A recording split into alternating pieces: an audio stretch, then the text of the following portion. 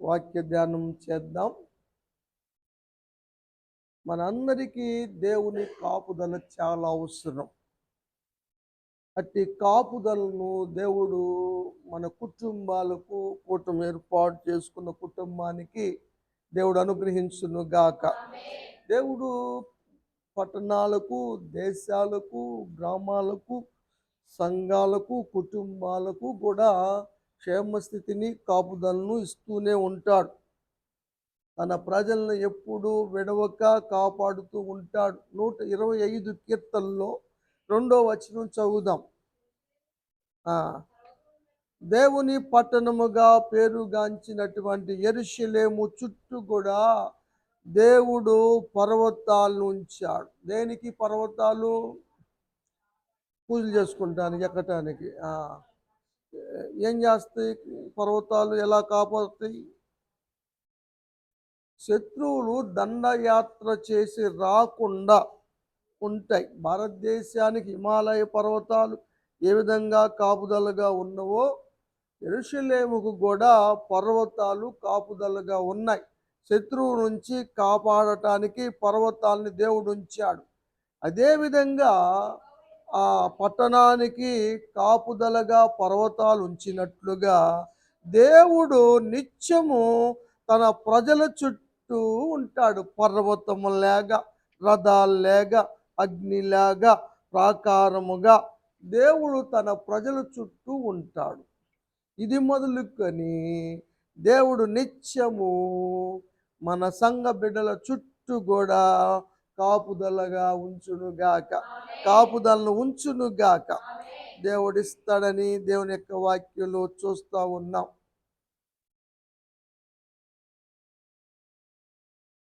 ఇశ్రాయేలు ప్రజలు ఐగుప్తు దేశానికి వెళ్ళిన తర్వాత యోసేపు మరణించాడు. యోసేపుకు తెలియని రాజు వచ్చాడు, ఇశ్రాయేలుని కట్టడి చేశాడు. వాళ్ళు వర్ధిల్లపోకుండా బానిసత్వంలోకి నడిపించాడు, పని భారాలు పెంచాడు, ఇబ్బందులు పాలు చేశాడు. అలాంటి పరిస్థితుల్లో ఇశ్రాయేలీలు దేవునికి మొరపెడితే దేవుడు పరలోకము నుంచి దిగి వచ్చి ఆవిడని విడిపించటానికి మోషేను సిద్ధపాటు చేసి మోషేని ఫరో దగ్గరికి పంపిస్తే ఫరో అన్నాడు, యెహోవా ఎవడాయా? ఆయన మాట నేను ఎందుకు పంపాలి, నేను పంపును అన్నాడు. నేను 5వ అధ్యాయము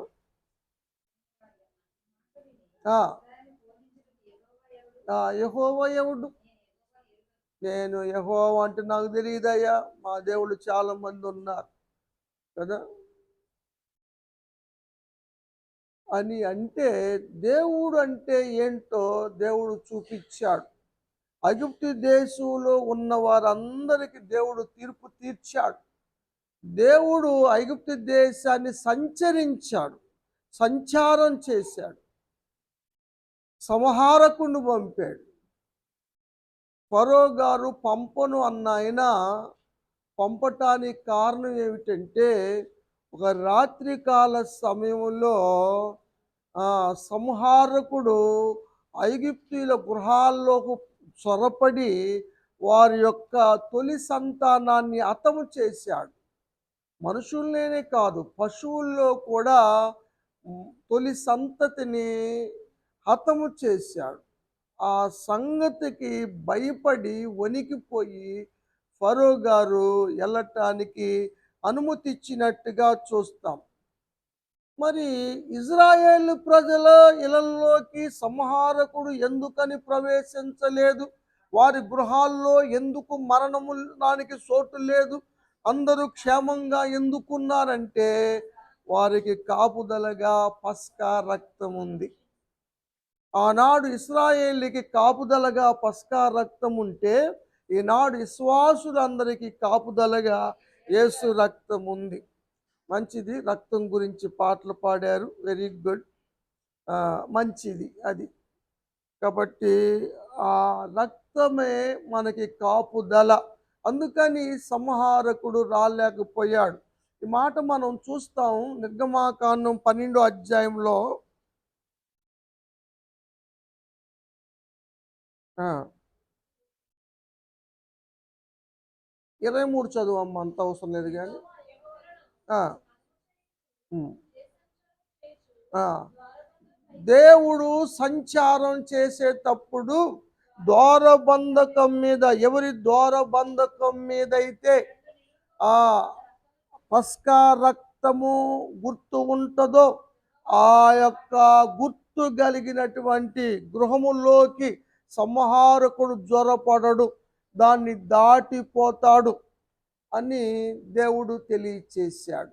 అందుకని ఇశ్రాయేలీలందరూ వారి ద్వారబంధకాలకు పస్కా రక్తాన్ని ప్రోక్షించారు. తద్వారా వారి కుటుంబాలు కాపాడబడ్డాయి, మరణాలు తొలగిపోయినాయి, మరణము ఆ గృహాల్లో కలగలేదు. కానీ వీళ్ళు ఆ విధంగా పస్క రక్తము ప్రోక్షించుకోలేదు కాబట్టి సంహారకుడు వారి గృహములో ప్రవేశించాడు. 30వ వచనం చూద్దాం. ఆ ఆ ఆ శవము లేని ఇల్లే లేదు. ఐగుప్తీలకి రాజు మొదలుకొని సైనికుడు దాకా, జైల్లో ఉన్నటువంటి అధికారుల దాకా కూడా ప్రతి ఇంట కూడా శవాలే. మా మరణ ఘోష పుట్టుకొచ్చింది, మరణాలు సంభవించినాయి. అందుకనే మనం ఎప్పుడు క్రీస్తు రక్తము కింద ఉండాలి. ఆచారం అని భావించకండి, క్రీస్తు రక్తం మన గృహానికి కాపుదలగా ఉంటుంది. మనకి పస్కా రక్తం అవసరం లేదు. క్రీస్తు రక్తం ప్రోక్షించుకుంటే ఎలాంటి శోధనలు రావు, ఎలాంటి పీడకల్లో రావు, సంహారకుడు జ్వరబడడు. ఆ సత్యాన్ని మీరు గమనించాలి. తెలుసుకున్న వాళ్ళు తెలుసుకొని ఆ విధంగా జాగ్రత్తలు పడుతున్నారు. నెగ్లెక్ట్ చేసేవాళ్ళు చేస్తూనే ఉంటారు, బలహీనతలతో వారు ఎప్పుడూ బాధపడుతూనే ఉంటారు. దేవుని యొక్క వాక్యములో ఏది తీసివేసేది కాదు, పొల్లు కూడా తీసివేయటానికి ఎవరికి రైట్ లేదు. కాబట్టి పస్కా రక్తమే ఆనాడు వాళ్ళకి కాపుదలైతే క్రీస్తు రక్తము కింద మనం ఉంటున్నాం కనుక ఏ సంహారకుడు మనకి ఏ హాని చేయకుండా దేవుడు మనకు కాపుదలగా ఉండును గాక. యెరూషలేము చుట్టూ పర్వతాలు ఉంచినట్లుగా మన చుట్టూ కూడా ఆయన అగ్ని ప్రాకారముగా ఉండును గాక. దేవుడు ఉంచాడు. వీళ్ళు వెళ్ళిన తర్వాత ఫరోకి మరలా హృదయం కఠినపరచబడింది. అరే మనం పంపించావు, రేపటి నుంచి మన బట్టలు ఎవడు ఉతుకుతాడు, మన ఇవన్నీ ఎవరు చేస్తారు, బానిస పనులన్నీ ఎవరు చేస్తారు, ఇటుకరాళ్ళు ఎలా కట్టాలి, మహాసేతు పట్టణం ఎలా పూర్తి చేయాలి, ఏంటి వీళ్ళు వెళ్ళిపోయారు, ఎలా పరిస్థితి ఏమిటి, లేదు వాళ్ళు తీసుకురావాలని ఫరో గారు ఆయన దగ్గర ఐగుప్తిలో ఫరో కింద 600 శ్రేష్టమైన రథాలు ఉంటాయి. అలాంటి శ్రేష్టమైన 600 రథాలు రెడీ చేశాడు. ఇంకా యుద్ధానికి సిద్ధమైనటువంటి రథాలు ఉంటాయి, యుద్ధ రథాలు. అక్కడ రౌతులు ఉంటారు, బెటాలియన్ దండు బయలుదేరారు. మొత్తం బయలుదేరి తరుముకుంటూ బయలుదేరారు. ఎక్కడొక్కడ పడతారా వీళ్ళు అని బయలుదేరి వస్తూ ఉంటే ఎర్ర సముద్రం దరిదాపుల్లో వారి కంటికి కనిపించారు ఇశ్రాయేలు ప్రజలు. చిక్కారా, చేతికి చిక్కారు అనుకుంటా వాళ్ళు ఇంకా హుషారుగా రథాలు తోలుతూ ఉంటే ఆ రథాల యొక్క గుర్రాల యొక్క నాడులకి డస్ట్ అంతా పైకి లేచి కావురు గమ్ముతూ ఉంటే ఆ శబ్దం విన్నటువంటి ఇజ్రాయేలు ప్రజలు చూస్తే ఇంకేముంది, సైన్యం వచ్చి వస్తూ ఉంది, ఇంకేముంది మనం పని అయిపోయిందని వారు అనుకున్నారు. 14వ అధ్యాయంలో ఒక మాట చూద్దాం, 7వ వచనం. శ్రేష్టమైన 600 రథాలు, ఐగుప్తులో ఉన్న రథాలన్నీ అధిపతులు, రౌతులు దండు బయలుదేరి ఎర్ర సముద్రము దాపుల దాకా వెళ్ళారు. 10వ వచనం. ఆ ఇశ్రాయేలు చూశారు, వెనకొచ్చేస్తున్నారని గమనించారు, మిక్కిలి భయపడిపోయారు. దేవునికి స్తోత్రం. భయపడేటప్పుడు, మిక్కిలి భయం కలిగేటప్పుడు విశ్వాసులైన దేవుని ప్రజలు చేయవలసిన ఒక మంచి పని ఉందంటే అది ప్రార్థనే. బాగా బాగా రాశారు. కాబట్టి వాళ్ళు ప్రార్థన చేశాడు. దేవుడు వారి ముందున్న ఎర్ర సముద్రాన్ని చీల్చాడు, పాయలు చేశాడు, ఆరిన నేలను చేశాడు. అవి వీళ్ళను ముంచకుండా కుడి పక్క ఎడమ పక్క నీళ్ళని గోడలుగా కాపుదలగా నిలబెట్టాడు. ఎంత శక్తి ఎవరు చేయలేరు. ఎంత అద్భుతమైన కార్యాన్ని సృష్టిలో ఎవరు చేసి ఉండలేరు. అంత గొప్ప కార్యాన్ని చేశాడు. ఇక ఇజ్రాయేళ్లు బయలుదేరారు. ఆరిన నేల మీదుగా ఎర్ర సముద్రంలో దాడుతూ ఉన్నారు. నీళ్లు గడ్డగట్టుకుపోయిన ఇటుపక్క గోడల్లాగా అటుపక్క గోడల్లాగా మధ్యలో వీళ్ళు ప్రయాణం చేస్తూ ఉన్నారు, ముందుకు సాగుతూ ఉన్నారు. కొంచెం ముందుకెళ్ళిన తర్వాత ఈ సైన్యం బయలుదేరి వస్తూ ఉంది.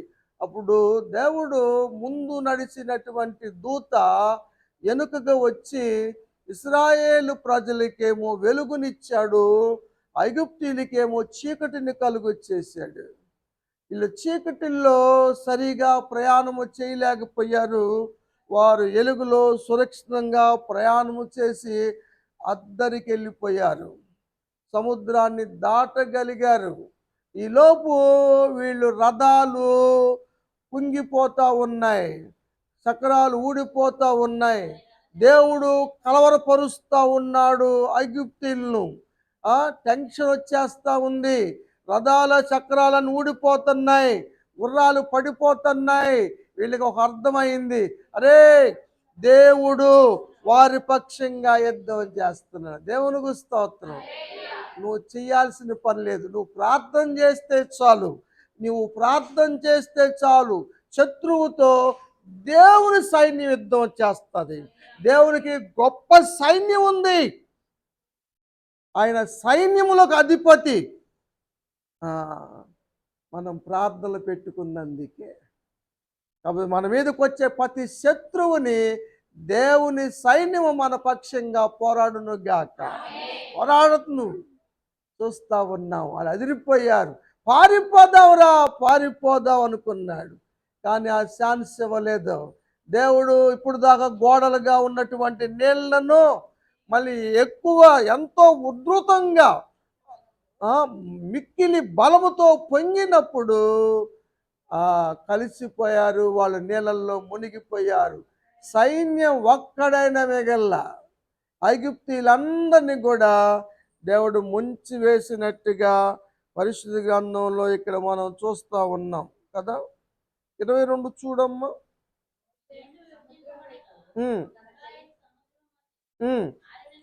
ఆరిన నేల మీద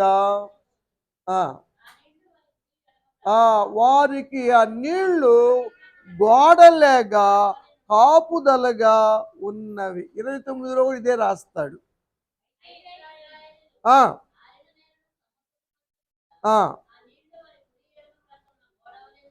ఎంత కాపుదలు ఇచ్చాడు దేవుడు. వండర్ అన్నమాట ఇది. అసలు ఎవరు ఊహించినటువంటి విధానంగా దేవుడు అద్భుతాన్ని చూపించాడు. ఇన్ని చూసిన ఇజ్రాయేలు ప్రజల్లో దేవుని పట్ల భయభక్తులు లోపించినాయి. లోబడటం అన్నది చేయలేదు వాళ్ళు. ఆ సంగతి మీకు తెలుసు కదమ్మా.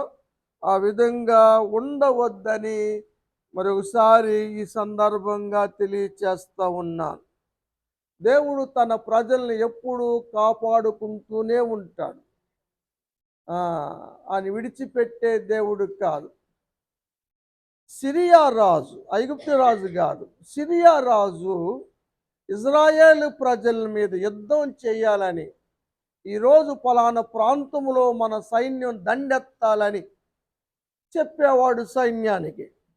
ఈలోపు వారికి ఒక దైవజనుడు ఉన్నాడు, ఎలీషా గారు.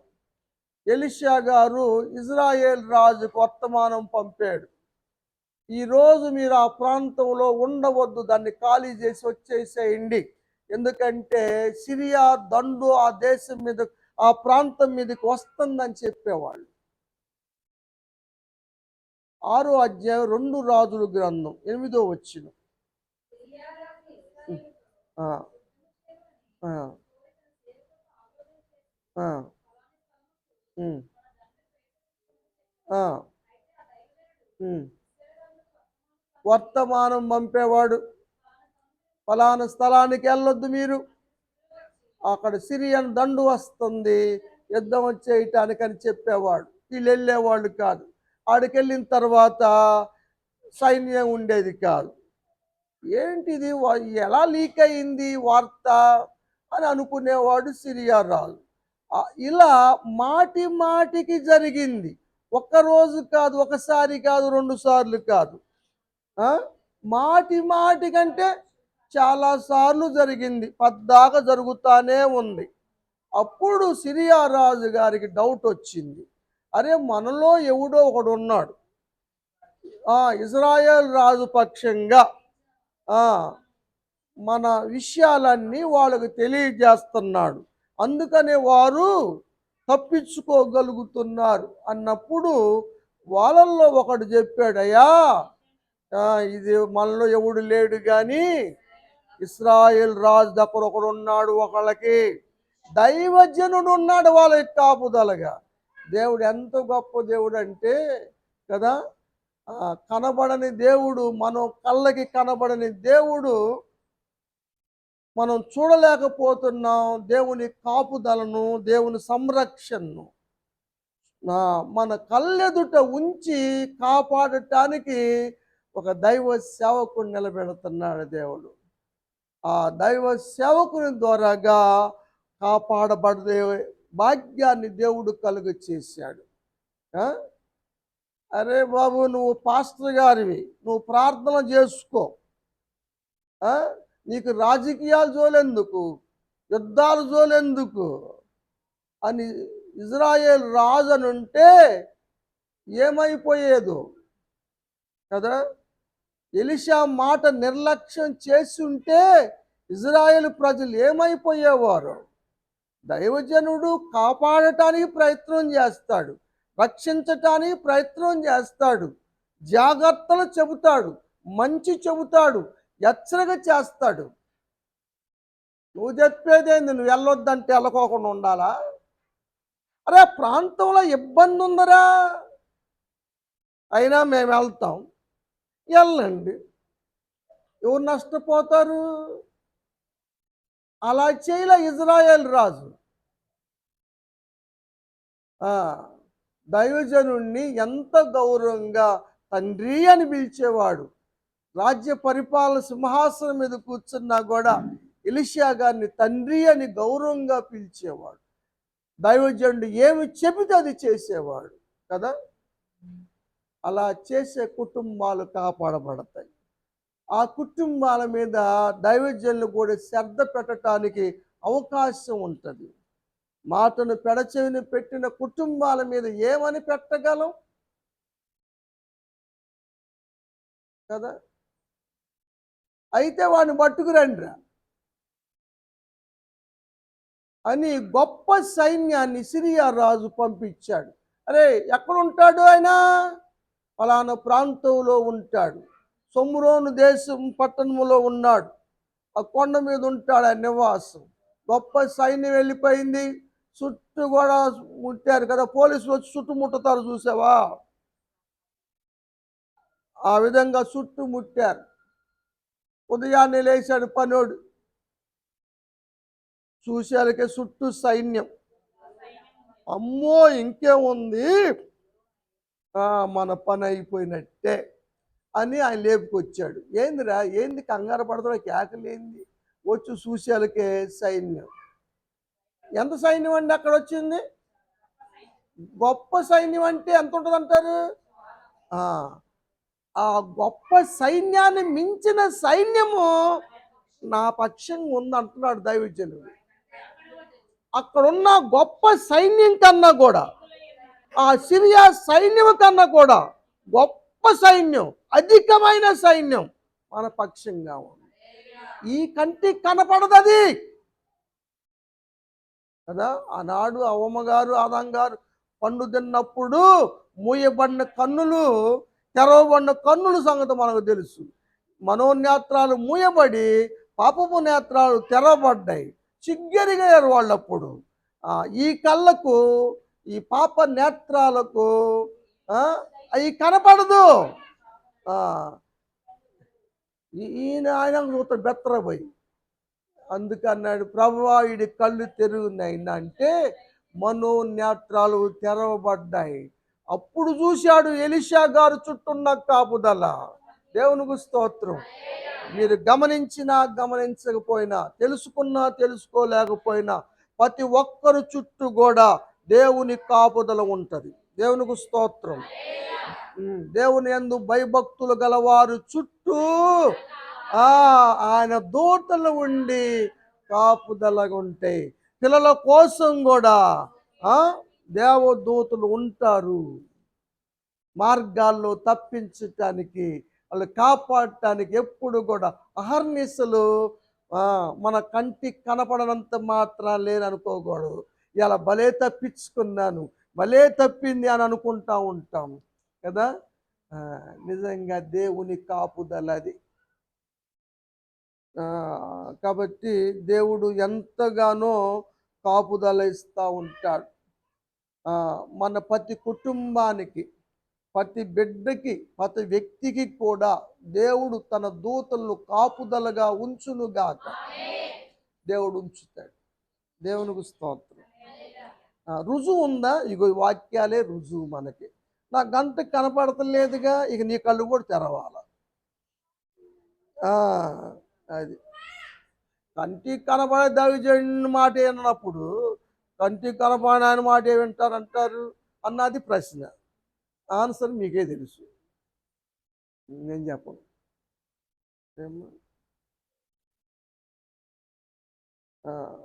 యెషయా గ్రంథం నేను చెప్పాను కదా, ఒక మాట గుర్తు చేశాను.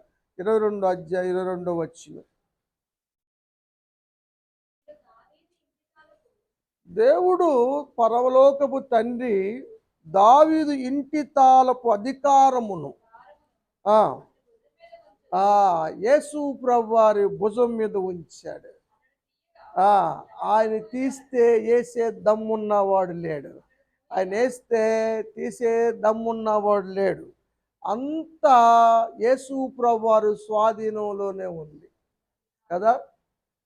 కాబట్టి చాలామంది గృహాల్లో ఈ ఇంటికి అధికారి యేసు ప్రభువారు అని రాస్తారు. ఎప్పుడన్నా చూశారా ఏమ్మా? క్రీస్తే ఈ గృహానికి అధికారి. దాని అర్థం తెలుసా? ఇదే, దేవునికి మన ఇంటి అధికారాన్ని ఇస్తాం. కానీ వాక్యం రాసిన వాళ్ళందరూ ఇస్తున్నారని చెప్పడానికి మాత్రం అవకాశం లేదు. కొంతమంది నచ్చి రాస్తారు, కొంతమంది భయంతో రాస్తారు, కొంతమంది కాపుదలుగా రాస్తారు. ఇంట్లో అందరి అధికారాలు, అందరి పెత్తనాలే. పేరుకు మాత్రం క్రీస్తే ఈ గృహానికి అధికారి. ఇక ఆయన లేకుండా ఏం చేయనట్టుగా వీళ్ళంతా. ఇక నుంచి అయినా సరే మన గృహాన్ని క్రీస్తు అధికారానికి ఇచ్చేద్దాం, దేవుని కాపుదలకి ఇచ్చేద్దాం. దేవుని కాపుదల్లో మన గృహాలు ఉండటము ఎంతో మంచిది.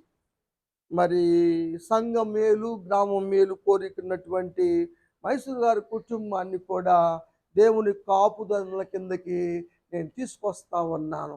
దేవుడే ఇక నుంచి ఆ గృహానికి అధికారిగా ఉండును గాక. దేవుడు ఉంటాడన్న సంగతి దేవుని యొక్క వాక్యంలో మనం చూస్తూ ఉన్నాం. అంతా దేవుని స్వాధీనములోనే ఉంది. ఏవు ఇంటి భద్రత కూడా దేవుని స్వాధీనములోనే ఉంది.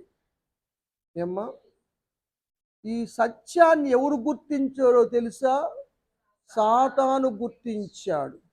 ఆ, ఈ ఇల్లు ఎవరి స్వాధీనంలో ఉంది, ఎవరి అధికారములో ఉంది అన్నది సాతానుడికి తెలుసు. నీ అధికారములో ఉంటే జల్లిస్తాడు, దేవుని అధికారములో ఉంటే తోక ముడుచుకొని వెళ్తాడు. వాడికి తోక ఉంది, నేను చూడలేదు కానీ అది ఏం లేదు, అటు నిలవలేకుండా వెళ్ళిపోతాడు. ఏమీ చేయలేకపోయాడు. ఎన్ని సంవత్సరాలు ముట్టి గమనిస్తున్నాడు కానీ అన్ని సంవత్సరాల్లో కూడా ఏవును కదిలించలేకపోయాడు. ఎందుకంటే ఏవు గృహము దేవుని స్వాధీనంలో ఉంది. ఆ విషయం కూడా చెప్తాడు. 9వ వచనం చదువుదాం. వాడు అంటాడు, ఏవు భయభక్తులు గలవాడు కదా, భయభక్తులు గలవారు చుట్టేగా కాపుదల. విన్నారు కదా మీరు ఇందాక 34:7 అదే కదా కీర్తనలో. వాడిని భయభక్తులు ఊరకున్నాడు అనుకున్నారే అని మీరు. అతనికి కంచి ఉంది, ఏవుకు ఒక్కడికి ఒక కంచి ఉంది, ఏవు ఇంటి వారికి ఒక కంచి ఉంది, ఏవు కలిగిన సమస్తానికి ఒక కంచి ఉంది.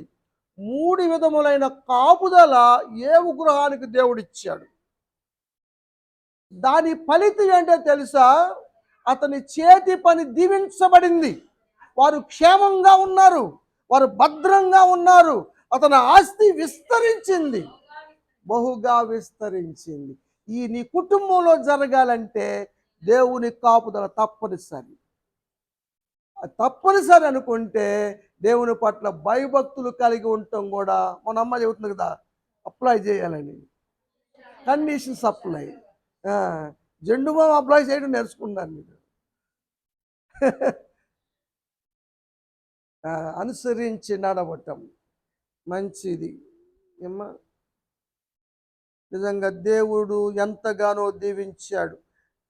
కంచి ఉండటం వల్ల చేతి పని దీవించాడు. కాబట్టి మైసూరు గారు ఇప్పుడు చేయబోయే పనులన్నిటిని కూడా దేవుడు దీవించును గాక. ఆ షాపు కూడా మంచిగా దేవుడు వర్ధల చేయను గాక. కంచి వేయాలి అంటే యథార్థత కలిగి ఉండాలి, న్యాయ ప్రవర్తన కలిగి ఉండాలి, భయభక్తులు కలిగి ఉండాలి. చెడుతనాన్ని కూడా విసర్జించి పవిత్రమైన జీవితం జీవించే వారి ఇళ్ళ చుట్టూ కూడా దేవుని కంచి ఉంటుంది, దేవుని కాపుదల ఉంటుందని దేవుని యొక్క వాక్యంలో మనం చూస్తూ ఉన్నాం. టైమైంది, ఎక్కువసేపు చేసినట్టున్నారు మీరు కదా, స్థుతులు ఎక్కువసేపు చెప్పారు. ఇవాళ శనివారం నాడు అమావాస్య రోజు మనం కొంచెం పెందలాడే 7:30కే పాటలు అయిపోవాలి. ఏమో గమనించండి, మా వాక్యం చెప్పడానికి టైం చాలటం లేదు. సరే, కంచి లేకపోతే ఏమవుతుంది? కంచి దాటితే ఏమవుతుంది? కంచి ఉన్నా కూడా దాటే రకం ఉంటారు. కంచి దాటితే ఏమవుతుంది, అసలు కంచి లేకపోతే ఏమవుతుంది అన్న విషయాలు కొన్ని క్లుప్తంగా చెప్పటానికి ప్రయత్నం చేస్తాను. ఏమ్మా, 89వ కీర్తన 40వ వచనం.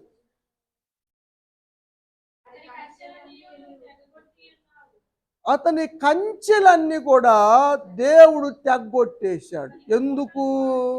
ఎవరి కంచెలవి? ఎవరికి వేయబడిన కంచెది? చెప్పాలి. కాదు, దావీదుకి వేసిన కంచె. రాసింది యాతాము గారు రాశాడు. దావీదుని గురించే ఆ 89వ కీర్తన అంతా నేను గతంలో చెప్పా. 89వ కీర్తన కూడా చెప్పా. దావీదును కోరుకున్నాడు, అభిషేకించాడు, ఇవన్నీ మీకు చెప్పాను. 89వ కీర్తన ఎవరి గురించో. ఇంకెక్కడో ఎదుగుతున్నారు. దావీదుకున్న కంచె ఎందుకు దేవుడు తగ్గొట్టాడు? దావీదు కంచె దాటాడు.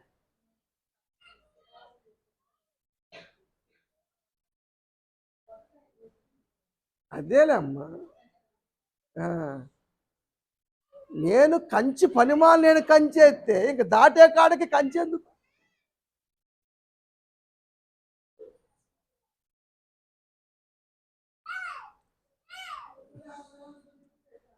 సౌలు కూడా కంచె దాటాడు.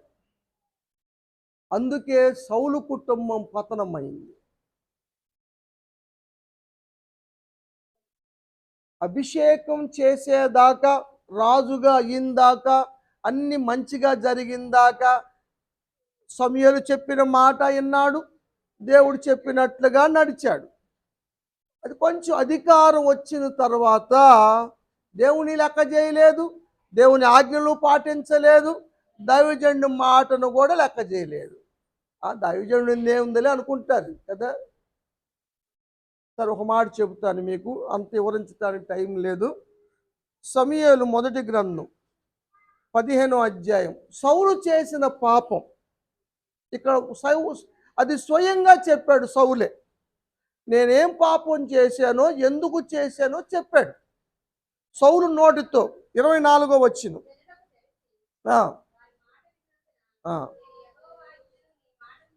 యెహోవా ఆజ్ఞను మీరాను, దైవజనుడైన నీ ఆజ్ఞను మీరాను, పాపం చేశాను.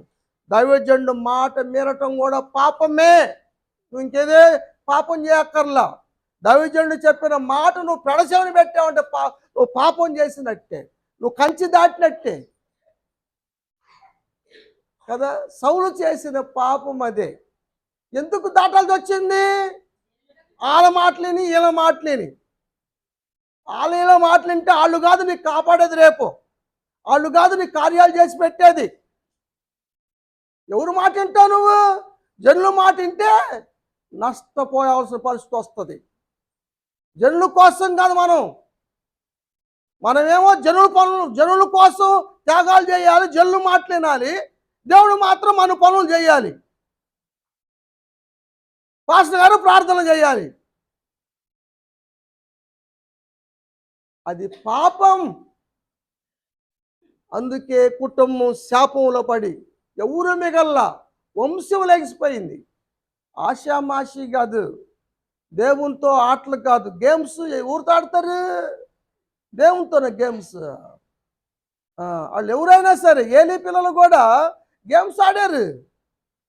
ఉప్పుని పినే అసలు లేపవతల పడేసాడు. ఏమ్మా గమనించండి. 28వ అధ్యాయం కూడా ఒక మాట చదువుదాం. మీకు అన్ని వివరించడానికి టైం చాలలేదు. 16వ వచనం.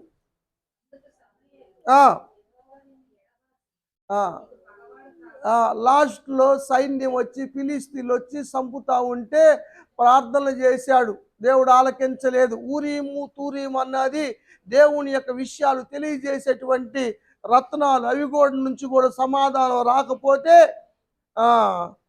సమూయేలు పిలిచాడు. సమూయేలు వచ్చాడు. ఇప్పుడు సమూయేలు అంటాడు, రే బాబు, నువ్వు దేవుని పనే నువ్వు పక్కన పెట్టావు కదా, దేవుణ్ణే పగవాణ్ణి చేసుకున్నావు కదా నువ్వు. నన్ను అడిగితే నేనేం చేస్తా? ఇక్కడ పూజారి చేతులు ఏం లేదు. దేవుడు వారు వచ్చిన పూజారి ఏం చేయడం అన్నది లేదు ఇక్కడ. అంత దేవుని చేతిలోనే ఉంది. అందుకని గమనించండి. ఏమ్మా, నువ్వు అడుగుతున్నావు కాబట్టి చెబుతున్నాను, రేపు ఈ టయానికి నువ్వు నీ కొడుకులు ఎవరు మిగలరు అన్నాడు. ఇంతే సంగతి కదా. కంచె దాటం అంటే అంత తేలికైంది కాదు. దావీదు సరి చేసుకున్నాడు, దావీదు ఒప్పుకున్నాడు, బతిమిలాడాడు, పరిశుద్ధాత్మను తీసేయొద్దన్నాడు, పశ్చాత్తాపడ్డాడు, శుద్ధ హృదయం కలుగుచ్చేయి నాయనా అని అడిగాడు. కంచె తొలగిస్తే ఏమవుతుందో, కంచె దాడితే చెప్పాను మీకు. అసలు కంచె తీసేస్తే కంచె దాటుతుంటే కంచె ఉంది కానీ దాటారు. అసలు కంచె తీసేస్తే యెషయా గ్రంథం 5వ అధ్యాయం 5వ వచనం. ఆ, ఆ, ఆ, ఆ, ఆ. కంచె కొట్టి వేస్తే తొక్కేస్తారు, ఎవరు పడితే వాళ్ళు తొక్కుతారు కదా. పెంచింగ్ వేసినా సరే ఆ, ఆ, వంచేసి వైర్లు వంచేసుకొని వెళ్తారు. ఆ, తొక్కేస్తారు, తొక్కబడతారు, మేసి వేయబడుతుంది, పాడు చేయబడుతుంది. ఆ, శుద్ధి చేయబడదు, శుద్ధిపరచబడదు. ఇక గచ్చ పొదలు, ముళ్ళ తుప్పలు, శాపకరమైన స్థితిలోకి వెళ్ళిపోయింది. కంచె పోయిందా, ఇంతే సంగతులు.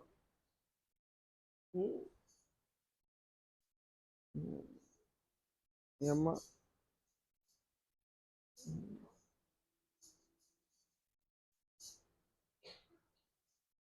29వ అధ్యాయం చూడండి. యెషయా గ్రంథంలో ఒక మాట గుర్తొస్తుంది, 15 వచ్చిన అనుకుంటా. ఆ, ఆ, తమ ఆలోచనలు దేవుని కనపడకోకుండా, దేవునికి తెలియకుండా లోపలే లోపలే లోపలే మరుగు చేద్దాము, దాచి పెడదాం, కప్పెడదాం అనుకుంటే వాళ్ళకి శ్రమలు తప్పవు. ఎవరు చూస్తారు? దేవుడు చూస్తున్నాడు అక్కడ. అది మూర్ఖ పనులు చేసుకోవద్దు. కంచె తీసివేస్తే ఇబ్బంది పడతారు. దేవుడు కంచె తీసివేస్తాడు. ఆ విషయాన్ని మనం గమనించాలి. కంచె ఎప్పుడు వేస్తాడు తెలుసా మీకు? 17వ అధ్యాయం చదవండి, మొదటి వచ్చిన 11వ వచ్చిన.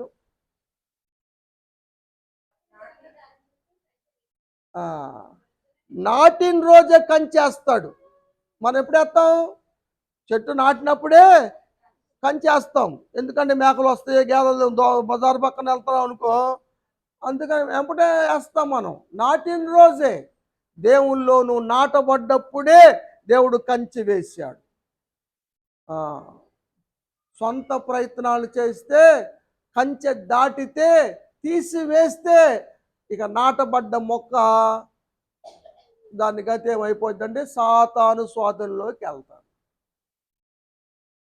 దేవుడు ఏవు అంటాడు ఒక మాట, 19వ అధ్యాయం మొదటి వచనం చూడు.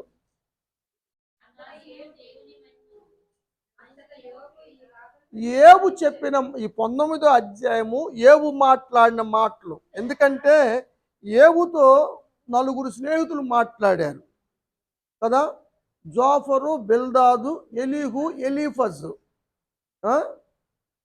ఇందుట్లో మంచోళ్ళు ఎవరు చెబుతారు మీరు? ఈ 4లో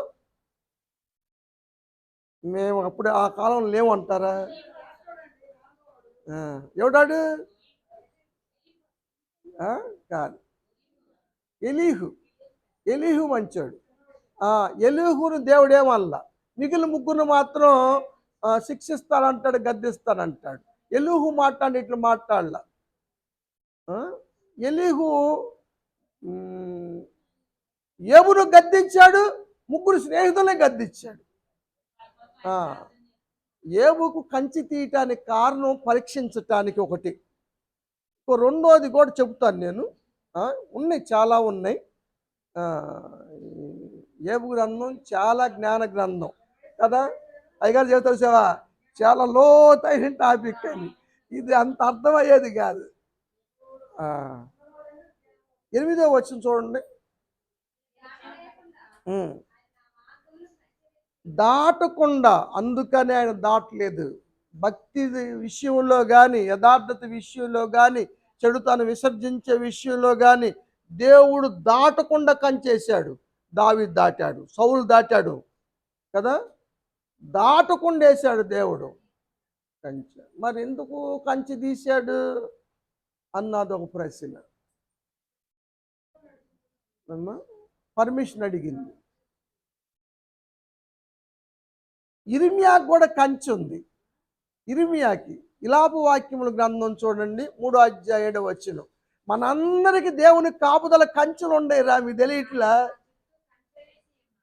ఇరిమియా చుట్టూ కూడా భద్రత, కాపుదల, క్షేమం. కంచె అంటే దేని అనుకుంటున్నారు మీరు? ముళ్ళు గుచ్చుకోవడానికి వేసింది అనుకుంటున్నారా? భద్రత కోసం, క్షేమం కొరకు వేయబడిన కంచెలు దేవుడు తన భక్తులకు వేసినట్లుగా వాక్యము తెలియచేస్తూ ఉంది. సరే, ఏబును పరీక్షించడానికి ఒకటి అనుకున్నాం. 32 అధ్యాయం చూద్దాం. ఏబు గ్రంథంలో 1 వచనం చూడండి.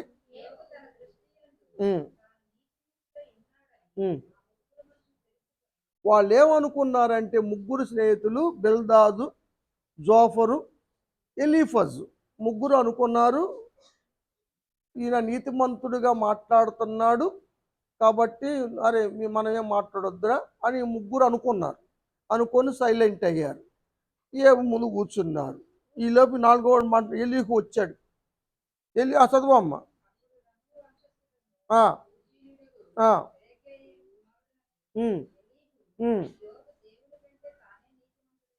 ఇక్కడ ఎలీహు చెప్పిన మాట ఏంటో తెలుసా మీకు? ఏబు ఏమనుకున్నాడంటే దేవుని కన్నా నీతిమంతుడు అనుకున్నాడంట. అనుకోవచ్చండి. ఎంత అతిశయమో తెలుసది. అనుకున్నా చెబుతున్నాడు ఆయన. ఎలీహు చెప్పటం కాదు, అది అరిచాడు ఏబుని, కోపడ్డాడు.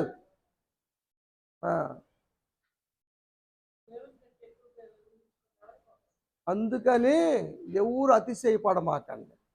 అతిశయపడ్డ వాళ్ళు ఎవరు కూడా ఆశ్రయించబడ్డట్లేదు. తగ్గించుకున్న వాళ్ళే ఆశ్రయించబడ్డట్టు ఉన్నారు. వాక్యం మీరు చదువును చదువుకొని ఎక్కడైనా సరే వాక్యానికి వ్యతిరేకంగా ఎక్కడ ఏది జరగదు. అందుకని ఏబున కోపడ్డాడు. వీళ్ళ ముగ్గురు ఊరుకున్నాడా? వీళ్ళు ఏమన్నాడు?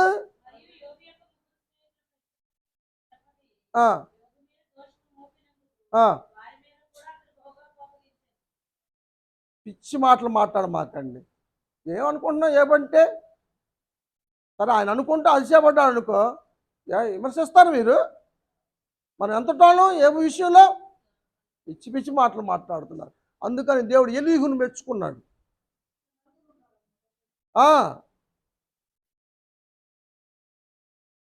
టైం అయిందిరా.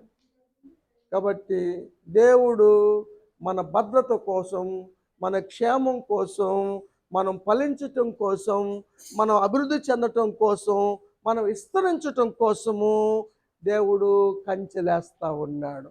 ఈ యొక్క వాక్య భాగాన్ని మరి మైసూర్ గారి కుటుంబ పక్షంగా దేవుడు జరిగించును గాక. వారి ఇంటి చుట్టూ కూడా అగ్ని కంచి వేయును గాక. వారి బిడ్డల కుటుంబాల చుట్టూ కూడా దేవుడు కాపుదలగా ఉండును గాక. వారిని దీవించి ఆశీర్వించును గాక. వారి చేతు పనులన్నిటిని కూడా దేవుడు బహుగా దీవించును గాక. ఆమేన్.